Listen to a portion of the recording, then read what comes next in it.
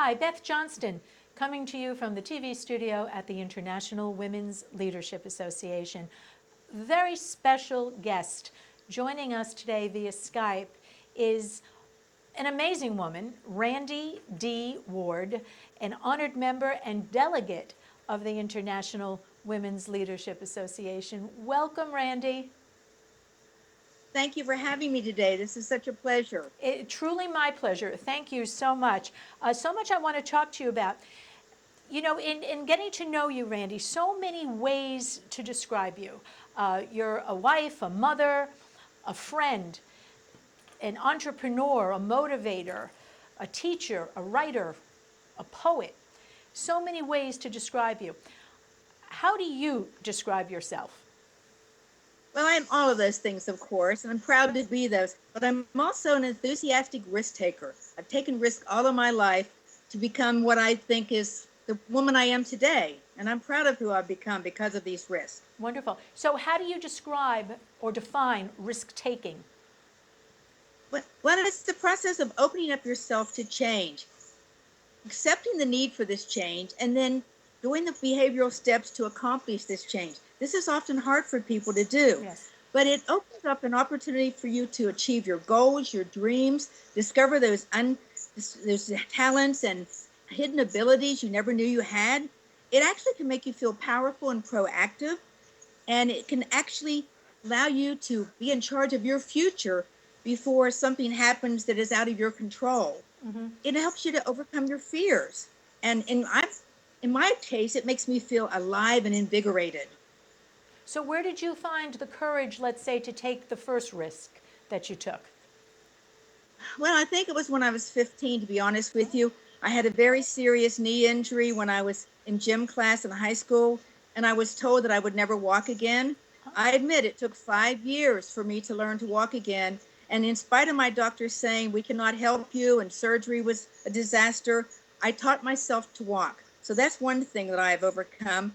Over the years, I've had serious knee injuries. And finally, I mean, learning to walk so many times you can't imagine. I'm an expert at that now. And when I was in June of 2014, I actually had to finally admit defeat in a way and have the knee replacement that I should have had years ago. I did very well with that. But then, 6 months after that, I was involved in a horrible car accident. I broke 8 bones, including my neck, had to wear a neck brace for 93 days. I broke my arm, my ribs, my pelvis. I have an 8-inch plate in my arm with 6 pins. My wrist no longer bends properly. It took 8 months of therapy. But again, I consider myself to be a miracle and a risk taker. The 4 trauma doctors told me I would not be well for a year. In 8 months, the day after I finished my physical therapy, I was back at the gym. So I take a lot of risk and I believe in myself strongly, and I know that I can do anything. Well, clearly, I think we need to add bionic woman to that list of words to describe you. That's an incredible story, and kudos to you for your perseverance and your courage in moving forward and putting yourself back together physically so that you could go on and accomplish so many things. I guess with risk taking, you always have to kind of weigh the pros, the cons. How do you What's the challenge in doing that? In other words, how do you measure success versus things that perhaps didn't meet your expectation?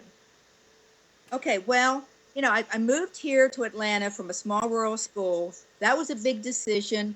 It was a very difficult year because I went from a rural West Virginia, predominantly Caucasian school to an inner city African American school.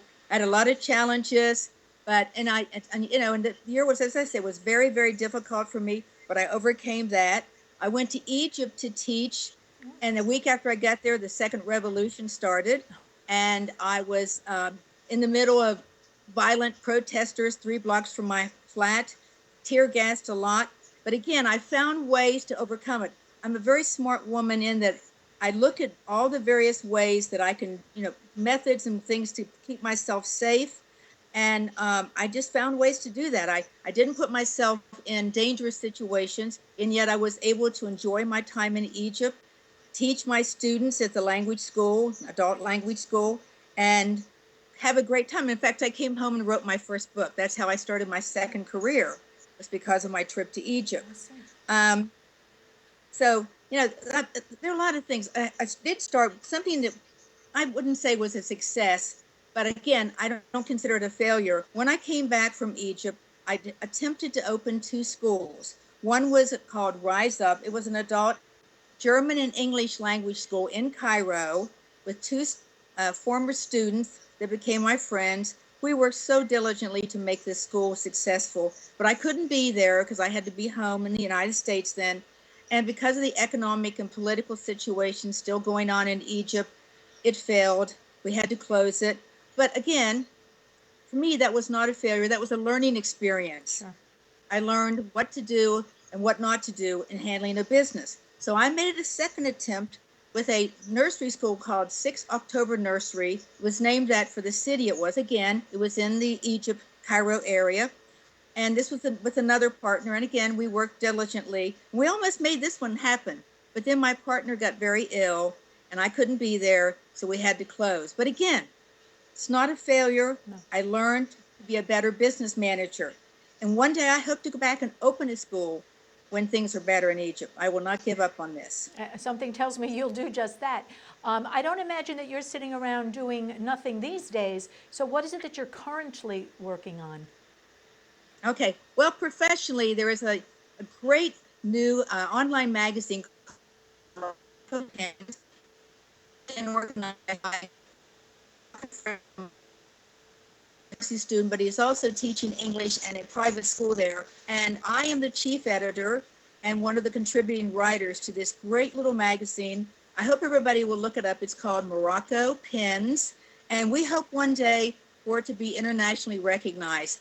It's about students writing in English to encourage more English writing and reading in Morocco. It's just an amazing magazine.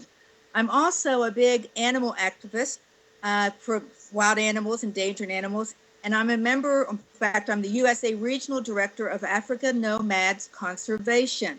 This was founded by, again, some Facebook friends that became like family, some young university students in Kenya, who, as a university project, started this to help the nomads and Kenya in general. And one of our big projects right now is to save the elephants and the rhinos. So we find ways to raise money, get the word out that every 15 minutes an African elephant is killed by poachers, which is just devastating to me. And so we're working desperately to try to get the word out. My third major project, besides my writing, is another project called World Peace Force Africa. This is in Egypt with my very close friend who's like family to me, Max Husana. Max is also a very important man. He has a farm in Uganda, and they made him an ambassador in Uganda to help wildlife there. But he also, in his farm in Egypt, raises moringa trees. The moringa tree is considered to be the miracle tree by scientists. You can eat any part of this tree. You can use it for fertilizer. You can use it to clean water. It's just amazing. You can feed cattle with it. And for instance, if you had nothing else to eat and there was a moringa tree, you could survive. It's an amazing tree. But his goal is to raise 5,000 of these and then use university students to transplant them in areas in Egypt and Africa that need reforesting. What an amazing idea. Yes. Use a tree that can be used for everything and yet reforest. So I have to be a part of this.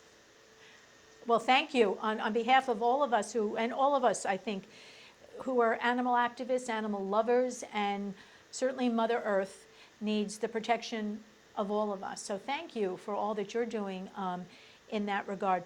I remember you saying to me in an earlier conversation, Randi, I'm going to refer to it as your mantra. It's kind of big, kind of a motto or something that you live by. Share that with us, will you? Yes, well, my favorite word in the whole English language is the word believe. I've always believed in myself, and I think if you don't, you will be be defeated before you start. So you have to believe in yourself. So my copyrighted quote, which I live my whole life by, is believe, don't dream big, dream bigger. The sky is the limit, so reach for the stars. And this is what I do. And be willing to take a risk now and again. Yes. Oh, That I take risk every day. every Every day. day of my life, I take risk. Good for Some you. little, some big. Yes. You had mentioned, I know you're a poet, a writer and a poet. You wanted to share one of your poems with us, and I look forward, I'll be hearing this also for the first time. Yes. It's called Look Inside Yourself. Look inside yourself to see, to find out what you can see. Do you honestly see what you want to be? If not, there is no time to waste. You need to make some changes in haste. You just must be willing to take a risk or two. It may not be so easy to do this at the start. It will require hard work and passion from your heart. Some people may try to stand in your way. You must be strong and tell them to go away. You must reach deep down inside to unearth your power. You must strive to climb to the top of your life tower. The climb may be slower than you hope or desire, but when you reach the top, your heart will feel the fire. So always move forward and never look back. Doing this will keep you progressing on the perfect track. And again, this is how I live my life. Clearly, I clearly. learned my past, but I don't dwell on it. I move forward. Good for you, good for you. And as all the women of the International Women's Leadership Association, such a stellar example of what it means to be out there and to be a participant, not an observer. You truly, truly exemplify everything about women in leadership, and I sincerely thank you for all that you do. And I know everybody who sees this is going to want to certainly know more about you. So I invite everyone to find out, to connect with Randi D. Ward through the IWLA, right through her profile. Members can simply log in and get to know Randi a little bit better. And of course, visit Randi's website at www.randi, that's RANDI, Ward, WARD.com. Randi, it's been such fun to have this conversation with you, and I thank you so much. I honor all that you've done. I appreciate who you are, and especially grateful for the encouragement that you give to all women, to all people around the world. Thank you so much, and continued success to you, Randi Ward. Thank you, Beth. It was a My great pleasure. pleasure talking to you today. It was truly mine. Bye-bye. Have a blessed day. Bye-bye. Thank you. You too. Thank you.